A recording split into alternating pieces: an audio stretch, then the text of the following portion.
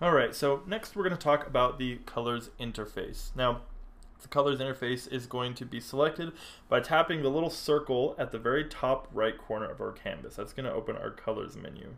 So when we tap on that, we're opened up with this screen. This is the default screen, and it shows our hue and saturation picker and values over here.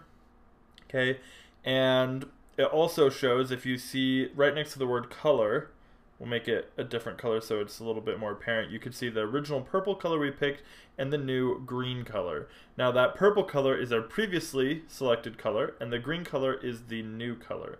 Now the reason it shows that is because you can very quickly, let's say we're painting green and we realize that we want to go back to our previous color in order to finish up our painting. Well, it's really simple. All we have to do is hold down on our color circle. Whoops, apparently it switched back to green. Let's try that again. So whatever color we picked before, so let's go back to this blue. So now we have this blue, and now if we hold it down, it's going to go back to whatever color we had previously, which is this dark green. Okay? And then if we change from that dark green to, say, this bright red, and start painting again, and we hold it down, it's going to take us right back to whatever color it was at before. Okay?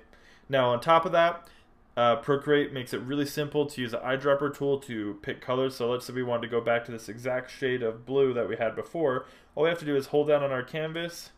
I like to use my finger to do this instead of my stylus just because I feel like it's easier to hold still. But if you hold down, it'll bring up the eyedropper and it will bring your brush color right back to whatever color you eyedrop. So let's say we want to go back to the screen. You can hold down and you can move this around and find all over the canvas where you want to go. It will zoom in. So you can see exactly where it is you're going. And so let's say I want to come back to this green color again. Okay, which makes it extremely useful. And then like I mentioned before, if you want to switch back and forth between colors, you just hold the eyedropper color up at the top and it will switch back and forth between those two. So that's it for the basics of the interface. I'll see you guys in the next lecture.